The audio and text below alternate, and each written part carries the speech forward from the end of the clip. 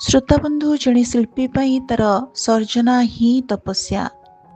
ଏହି ତପସ୍ୟା ନିମନ୍ତେ ଆୟୋଜିତ ହୋମକୁଣ୍ଡର ଚରୁ ଭାବରେ ସେ ନିଅନ୍ତି ସମୟର କିଛି ପ୍ରତିଧ୍ୱନିକୁ, ଯାହାଦ୍ୱାରା ସେ ସ୍ୱାହା କରନ୍ତି ତାଙ୍କର ଅନୁଭବ ଅନୁଭୂତିକୁ। ସାମ୍ପ୍ରତିକ ଓଡ଼ିଆ ସାହିତ୍ୟରେ ସଂସ୍କୃତ ଅବଗାହିନୀ ଜଣେ ଉଚ୍ଚକୋଟୀର ଲେଖିକା ଡକ୍ଟର ଅର୍ଚ୍ଚନା ନାୟକ। ତାଙ୍କର କାବ୍ୟଗ୍ରନ୍ଥ ଗାଥା ହିରଣ୍ମୟୀରେ ସୀତା ଓ କୁନ୍ତୀଙ୍କ ସମେତ ଋଗ୍ବେଦ ଓ ବ୍ୟାସ ରଚିତ ମହାଭାରତ ମଧ୍ୟରୁ 5ଟି ଅନନ୍ୟ ନାରୀ ଚରିତ୍ରଙ୍କୁ ନେଇ ଅର୍ଚ୍ଚନା ଯେଉଁ ମହିମାଦୀପ୍ତ କାବ୍ୟ ରୂପ ପ୍ରଦାନ କରିଛନ୍ତି, ସେଗୁଡ଼ିକ ତାଙ୍କର ଚେତନାଦୀପ୍ତ ଭାବରସରେ, ଅନୁପମ ଶବ୍ଦ ସମ୍ଭାରରେ, ସ୍ୱତଃସ୍ଫୂର୍ତ୍ତ ପ୍ରକାଶ ଭଙ୍ଗୀରେ ରାଗରଞ୍ଜିତ ଓ ଶ୍ରୀମୟ ହୋଇ ଉଠିଛି। ଶ୍ରୋତାବନ୍ଧୁ, ଡକ୍ଟର ଅର୍ଚ୍ଚନା ନାୟକଙ୍କ ଦ୍ୱାରା ଲିଖିତ ଗାଥା ହିରଣ୍ମୟୀ ଗ୍ରନ୍ଥ ମନ୍ଦିରଙ୍କ ଦ୍ୱାରା ପ୍ରକାଶିତ ଏକ ସୁନ୍ଦର ଉଚ୍ଚକୋଟୀର କାବ୍ୟଗ୍ରନ୍ଥ, ଯେଉଁଥିରେ ପ୍ରଥମ କାବ୍ୟ ରୂପ ସେ ପ୍ରଦାନ କରିଛନ୍ତି ସୀତାଙ୍କୁ, ଯାହାର ଶୀର୍ଷକ ଅଛି ପାର୍ଥବୀ ସୀତା। କବି ଡକ୍ଟର ଅର୍ଚ୍ଚନା ନାୟକ। ନୈମିଷାରଣ୍ୟରେ କରିଛନ୍ତି ଯଜ୍ଞ ଅନୁଷ୍ଠାନ, ଅଯୋଧ୍ୟାର ନରପତି ରଘୁବଂଶୀ ରାମ ଆସିଛନ୍ତି, ଋଷି ମୁନି ରାଜା ମହାରାଜା ଯଜ୍ଞସ୍ଥଳେ ଉପସ୍ଥିତ ଅଯୋଧ୍ୟା ପରଜା। ଯଜ୍ଞ ସମାପନ ପାଇଁ ସ୍ଥିର ଥିଲା ଦିନ, ଧୀରେ ଧୀରେ ବଢ଼ୁଥିଲା ଜନ ସମାଗମ। ଲବକୁଶ ନାମେ 2 ବାଲ୍ମୀକିଙ୍କ ଶିଷ୍ୟ, ସୁମଧୁର କଣ୍ଠେ ଦୁହିଁ କରୁଥିଲେ ଗାନ, ବାଲ୍ମୀକି ରଚିତ ରାମ କଥା ରାମାୟଣ।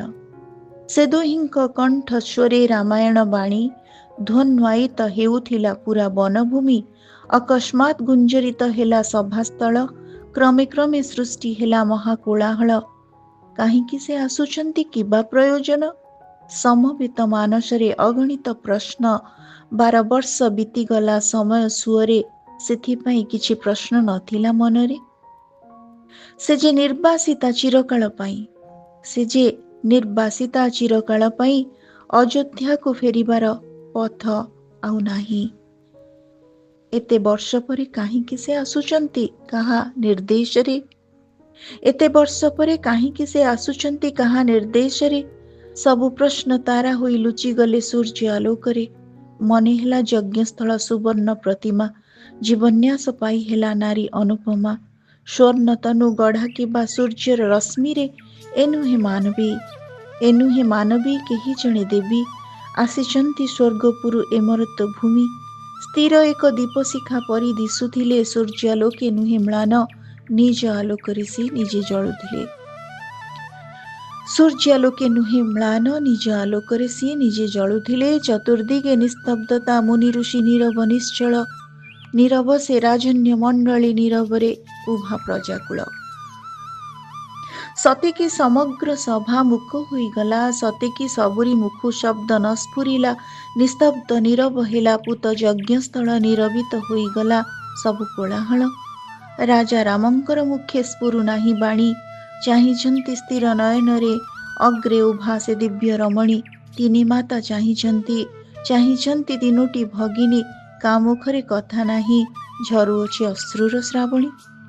ସବୁ ନିସ୍ତବ୍ଧତା ଭେଦି ଶୁଣାଗଲା ବାଲ୍ମୀକିଙ୍କ ସ୍ୱର ଅତୀବ ଗମ୍ଭୀର। ହେ ରଘୁନନ୍ଦନ, ସୀତାଏ ଯେ ଜନକ ନନ୍ଦିନୀ, ପତିପରାୟଣା ସତୀ ତୁମ ଧର୍ମପତ୍ନୀ। ହେ ରାଜନ, ତୁମ ଆଜ୍ଞା ପାଇ ସୁଦୂର ଆଶ୍ରମରୁ ଚାଲି ଚାଲି ଆସିଛନ୍ତି ବିଦେହର ରାଜକନ୍ୟା ସାଧ୍ୱୀ ବୈଦେହୀ। ରାଜା ରାମଙ୍କର ଦୃଷ୍ଟି ବୁଲିଗଲା ସବୁରି ଉପରେ, ନ ଚାହିଁକେ ତାଙ୍କ ଦିଗେ, ନ ଜାଣିବା ପରି ହୋଇ ଚାହୁଁଥିଲେ ଭିନ୍ନ ଭିନ୍ନ ଦିଗେ। ବୁଝିଗଲେ ଋଷି, କିମ୍ପାଇ ଏପରି ଆଚରନ୍ତି ପ୍ରଜାଗଣ, କାହିଁକି ନୀରବ ରହିଛନ୍ତି ଉପସ୍ଥିତ ଏଠି ସଭାଜନ।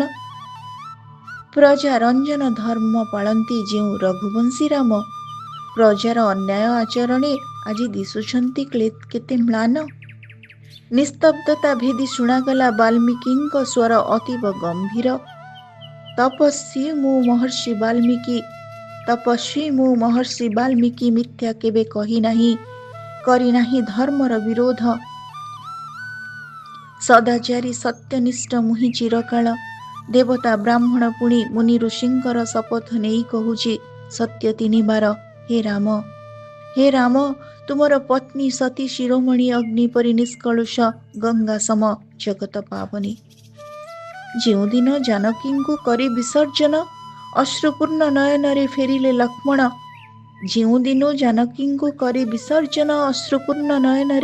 ଫେରିଲେ ଲକ୍ଷ୍ମଣ। ଗ୍ରହଣ କରି ମୁଁ ତାଙ୍କୁ ମୋ କନ୍ୟା ରୂପରେ ଆଶ୍ରୟ ଦେଲି ମୁଁ ନେଇ ମୋର ଆଶ୍ରମରେ। ଏ ଦୁଇ ବାଳକ ଯିଏ କରୁଛନ୍ତି ରାମାୟଣ ଗାନ, ତୁମ ଦୁଇ ପୁତ୍ର ଲବକୁଶ ତାଙ୍କ ନାମ। ଆଶା ଥିଲା ସର୍ବେ ମିଶି କରିବେ ସ୍ୱାଗତ। ଋଷିଙ୍କର କଥା ସେ ଯେ ସତ୍ୟରୁ ନିଃସୃତ। ସମର୍ଥନ ଦୂର କଥା ମୁହଁ ପୋତି ରହିଲେ ନୀରବ, ନଦେଲେ ଉତ୍ତର କେହି। ଋଷି ବାକ୍ୟ ହୋଇଗଲା ବୃଥା, ସବୁରି ମନରେ ସ୍ଥିର ସେଇ ଏକା ପ୍ରଶ୍ନ। ସତୀତ୍ୱ ପରୀକ୍ଷା ପାଇଁ ହେବ ଅଗ୍ନି ସ୍ନାନ। ଋଷି ବାକ୍ୟ ସତ୍ୟ ମିଥ୍ୟା ପରଖିବା ପାଇଁ ବିନା ଅଗ୍ନି ଜ୍ୱଳନରେ ଘୃଣା ହେବ ନାହିଁ। ନୀରବ ରହିଲେ ଋଷି ଅସିଦ୍ଧ ହୋଇଲା ତାଙ୍କ ସତ୍ୟ ଆଉ ଧର୍ମ ଉଚ୍ଚାରଣ। ପରୀକ୍ଷା ଦିଅନ୍ତୁ ସୀତା, ଉଚ୍ଚାରିଲେ ମୂଢ଼ ଜନଗଣ। ସ୍ମିତଟିଏ ଉକୁଟିଲା ସୀତା ଓଷ୍ଠଧାରେ, ପତି ରାମ ପ୍ରତିଷ୍ଠିତ ତାଙ୍କ ହୃଦୟରେ। କିବା ପ୍ରୟୋଜନ ତାଙ୍କୁ ଦେବାର ପ୍ରମାଣ? ରାମ ତାଙ୍କ ପ୍ରାଣବାୟୁ, ସେ ତାଙ୍କ ଜୀବନ। ସେ ଅଛନ୍ତି ରାମ ସାଥେ, ରାମ ତାଙ୍କ ସାଥେ। ପ୍ରାଣବାୟୁ ଅଛି କି ନ ଅଛି, ପ୍ରମାଣ କି ଲୋଡ଼ା ହୁଏ ସତେ? ଶୁଣାଗଲା ଜାନକୀଙ୍କ ମଧୁ କଣ୍ଠସ୍ୱର, ସ୍ତବ୍ଧ ହୋଇ ଶୁଣିଲେ ସରବେ। ଋଷି ମୁନି ରାଜା ପ୍ରଜା ସମବେତ ନର। ମୁଁ ଯେ ଜନ୍ମ ମୃତ୍ତିକାରୁ ଅଗ୍ନି ମୋତେ କରିଛି ପରୀକ୍ଷା। ମୁଁ ଉଜ୍ଜ୍ୱଳ ଶୁଦ୍ଧ ସ୍ୱର୍ଣ୍ଣ ସମ, ମୋ ଜୀବନେ ଧ୍ୟେୟ ଏକ ରଘୁପତି ରାମ। ସେ ମୋର ଧ୍ୟାନ ଧାରଣା, ସେ ମୋର ପରମ। ମୁହୂର୍ତ୍ତକ ପାଇଁ ଯଦି ବିଚଳନ ହୋଇନାହିଁ ମୋର। ହେ ମାତ, ହେ ଭଗବତୀ ପୃଥ୍ୱୀ ଦେବୀ, ତୁମ ସ୍ନେହାଞ୍ଚଳ ମୋତେ ବଞ୍ଚିତ ନ କର। କରମା କରୁଣା, ତୁମ କୋଳେ ସ୍ଥାନ ଦିଅ ଏଇ ମୋ ପ୍ରାର୍ଥନା। ମୁହୂର୍ତ୍ତକ ପାଇଁ ଯଦି ବିଚଳନ ହୋଇନାହିଁ ମୋର। ହେ ମାତ, ହେ ଭଗବତୀ ପୃଥ୍ୱୀ ଦେବୀ, ତୁମ ସ୍ନେହାଞ୍ଚଳ ମୋତେ ବଞ୍ଚିତ ନ କର। କରମା କରୁଣା, ତୁମ କୋଳେ ସ୍ଥାନ ଦିଅ ଏଇ ମୋ ପ୍ରାର୍ଥନା। ସେହି ମୁହୂର୍ତ୍ତରେ ପ୍ରତ୍ୟୁତ୍ତର ଶୁଣାଗଲା ଧରଣୀ ଗର୍ଭରୁ। ମେଦିନୀ ବିଦୀର୍ଣ୍ଣ ହେଲା ଘୋର ନାଦ କରି। ମହାନାଗ ଧାରିତ ସେ ରତ୍ନ ସିଂହାସନ ଉପରେ ଆସିଲା ଉଠି ପୃଥ୍ୱୀ ଦେବୀ ତହିଁ ସମାସୀନ। ଦୁଇ ହାତ ପ୍ରସାରିତ କରିଦେଇ ମାତା କୋଳକୁ ଉଠାଇ ନେଲେ ଆପଣା ଦୁହିତା। ପଲକ ପାତରେ ସୀତା ଗଲେ ଅପସରି। ପୃଥିବୀ ଦୁହିତା ସେ ଯେ ମିଥିଳା କୁମାରୀ। ହଜିଗଲେ ରାମଙ୍କର ହୃଦୟ ଈଶ୍ୱରୀ। ପବନର ସଞ୍ଚାର ନଥିଲା, ପକ୍ଷୀର କୂଜନ ନଥିଲା। ସେ ବିଶାଳ ବନଭୂମି ପରେ ନିସ୍ତବ୍ଧତା ଛାଇ ଯାଇଥିଲା। ଯଜ୍ଞ କୁଣ୍ଡେ ଅଗ୍ନିଶିଖା ହେଲେ ନିର୍ବାପିତ। ଜଳସ୍ଥଳ ବନଭୂମି ନିସ୍ତବ୍ଧ ଚକିତ। ହୋମରୁ ଉତ୍ଥିତ ଧୂମ ଧୀରେ ହଜିଗଲା। ହୃଦୟ ଆକାଶ ତେଳେ ଧୂମାର୍ଚ୍ଛନ ହେଲା। ସବୁରି କଣ୍ଠରୁ ବାକ୍ ଫେରି ଯାଇଥିଲେ। ଶବ୍ଦଟିଏ କାହା ମୁଖେ ସ୍ଫୁରୁ ବି ନଥିଲେ। ସତ୍ୟଦ୍ରଷ୍ଟା ମହର୍ଷି ବାଲ୍ମୀକି ଯଥାଶୀଘ୍ର ଯଜ୍ଞସ୍ଥଳ ପରିତ୍ୟାଗ କରି ନିଜ ତପସ୍ୟା କ୍ଷେତ୍ରକୁ ଯାଇଥିଲେ ଫେରି। ତମସା ନଦୀର ତୀରେ ଋଷି ବସିଥିଲେ। ପଡ଼ୁଥିଲା ଚନ୍ଦ୍ରଲୋକ ତମସା ଜଳରେ। ଋଷି ମନେ ନାନା ଭାବାନ୍ତର, କାହିଁକି ଏପରି ହେଲା ନାହିଁ ତା ଉତ୍ତର। ଜୀବନର ବ୍ରତ ଯାର ପ୍ରଜାନୁରଞ୍ଜନ। ପିତୃ ସତ୍ୟ ପାଳିବାକୁ ଗଲେ ଘୋରବନ। 14 ବର୍ଷର କ୍ଲେଶ ଭୋଗିବାର ପରେ ଲଙ୍କାପତି ରାବଣକୁ ମାରି ଫେରିଥିଲେ। ଅପହୃତା ପତ୍ନୀ ସୀତା ଦେଇଥିଲେ ଚରମ ପରୀକ୍ଷା। ଅଗ୍ନିରେ ପଖାଳି ତନୁ ଦେଖାଇଲେ ଜଗତକୁ ସତୀତ୍ୱର ଶ୍ରେଷ୍ଠ ପରାକାଷ୍ଠା।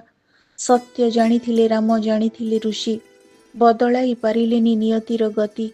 କି ଉଦ୍ଦେଶ୍ୟ ହେଲା ସିଦ୍ଧ, କିବା ହେଲା ତାର ପରିଣତି। ପ୍ରଜାରଞ୍ଜନ ଧର୍ମ ପାଳନ୍ତି ଯେଉଁ ରଘୁବଂଶୀ ରାମ, ପ୍ରଜାର ବିଚାର ଆଗରେ ଆଜି ସେ ହୋଇଗଲେ କେତେ ମ୍ଳାନ। କିଏ ବା ବୁଝିଲା ରାଜାଙ୍କ ହୃଦୟ, କିଏ ବା ବୁଝିଲା ଦୁଃଖ। ପ୍ରଜା ସୁଖ ପାଇଁ ଅନ୍ତରେ ଜଳି ଜାଳୁଛନ୍ତି ମହାଦୀପ। ଋଷିଙ୍କ ହୃଦୟ ସରେ ପ୍ରଶ୍ନଟିଏ ଢେଉ ତୋଳୁଥିଲା। କେଉଁ ଅଭିପ୍ରାୟ ନେଇ ବସୁଧା ଜନନୀ ଦେଇଥିଲେ କନ୍ୟା ତାଙ୍କ ହେବା ପାଇଁ ଶ୍ରୀରାମ ଘରଣୀ? କି ଉଦ୍ଦେଶ୍ୟ ସିଦ୍ଧ ହେଲା, କିବା ହେଲା ତାର ପରିଣତି? କାହିଁକି ଏପରି ହେଲା, କାହିଁକି ବା ହେଲା? ଉତ୍ତର ନ ପାଇ ଏଣେ ବାରବାର ଉତ୍ତର ଲୋଡ଼ିଲା। ସବୁ ଜିଜ୍ଞାସାର ଉତ୍ତର ଆସିଲା ଗଭୀର ଅନ୍ତଃସ୍ଥଳୁ। କିଛି ଏଠି ଘଟେ ନାହିଁ ବିନା କାରଣରେ, ଈଶ୍ୱରଙ୍କ ଇଚ୍ଛା ବିରୋଧରେ। ସବୁ ଜିଜ୍ଞାସାର ଉତ୍ତର ଆସିଲା ଗଭୀର ଅନ୍ତଃସ୍ଥଳୁ। କିଛି ଏଠି ଘଟେ ନାହିଁ ବିନା କାରଣରେ, ଈଶ୍ୱରଙ୍କ ଇଚ୍ଛା ବିରୋଧରେ। ସୀତାଙ୍କର ହୃଦୟରେ ପ୍ରତିଷ୍ଠିତ ରହିଥିଲେ ରାମ। ଜୀବନର ଅନିଭୋଗ ଅପମାନ ପାଇଁ ନିଜ ପ୍ରିୟତମେ ଦୋଷେ। ଜୀବନର ଅନିଭୋଗ ଅପମାନ ପାଇଁ ନିଜ ପ୍ରିୟତମେ ଦୋଷ କେବେ ଦେଲେ ନାହିଁ। ଆସିଥିଲେ କହିବାକୁ ସୀତା, ମଣିଷ ପ୍ରାଣରେ ଏଠି ଜଳିପାରେ ଅଲିଭା ସେ ପ୍ରେମର ସଳିତା। ସେ ପ୍ରେମ କରାଇପାରେ ଜଳଦେହ ଅଗ୍ନିରୁ ଉତ୍ତୀର୍ଣ୍ଣ। ସେ ପ୍ରେମ କରାଇପାରେ ଜଳଦେହ ଅଗ୍ନିରୁ ଉତ୍ତୀର୍ଣ୍ଣ। ସେ ପ୍ରେମ କରାଇପାରେ ବିରହରେ ନିତ୍ୟ ମଧୁସ୍ନାନ। ସେ ପ୍ରେମ ଲୋଡ଼ିନି କେବେ ଦେବା ପାଇଁ କାହାକୁ ପ୍ରମାଣ। ପ୍ରେମମୟ ହୃଦ କମଳରେ, ପ୍ରେମମୟ ହୃଦ କମଳରେ ଅନିର୍ବାଣ ଦୀପଶିଖା ଜଳୁଥାଏ, ନ ଲିଭି ସେ ଝଡ଼ ବତାସରେ। ପ୍ରେମମୟ ହୃଦ କମଳରେ ଅନିର୍ବାଣ ଦୀପଶିଖା ଜଳୁଥାଏ, ନ ଲିଭି ସେ ଝଡ଼ ବତାସରେ। ଗାଥା ହିରଣ୍ମୟୀ ଡକ୍ଟର ଅର୍ଚ୍ଚନା ରାୟଙ୍କ ଦ୍ୱାରା ଲିଖିତ 5 ଦେବକନ୍ୟାଙ୍କ ସମ୍ପର୍କିତ ଏକ ସୁନ୍ଦର କାବ୍ୟ ଗ୍ରନ୍ଥ। ଆଜି ଆମେ ଶୁଣୁଥିଲେ ପାର୍ଥବୀ ସୀତା। ପ୍ରକାରାନ୍ତରେ ଛୋଟିଆ ରାମାୟଣ ଆମେ ଶୁଣିଲେ। ଶ୍ରୋତାବନ୍ଧୁ, ଗାଥା ହିରଣ୍ମୟୀର ପ୍ରଚ୍ଛଦ ଶିଳ୍ପୀ ହେଉଛନ୍ତି ଆମ ସମୟର ଜଣେ ତରୁଣ ଚିତ୍ରଶିଳ୍ପୀ ଶ୍ରୀଯୁକ୍ତ ଅଳଙ୍କାର ଆଚାର୍ଯ୍ୟ। ଜଣେ ଉଚ୍ଚକୋଟୀର କବି ଭାବରେ, ଲେଖିକା ଭାବରେ ଡକ୍ଟର ଅର୍ଚ୍ଚନା ରାୟଙ୍କୁ ଗାଥା ହିରଣ୍ମୟୀ କାବ୍ୟ ସଂକଳନରୁ ସୀତାଙ୍କୁ ନେଇ ଆଜିର ଏହି ପାର୍ଥବୀ ସୀତା କାବ୍ୟଟି ଆପଣମାନଙ୍କୁ କେମିତି ଲାଗିଲା? ଆପଣମାନଙ୍କ ମତାମତ ଅପେକ୍ଷାରେ ରହୁଛି। ଧନ୍ୟବାଦ।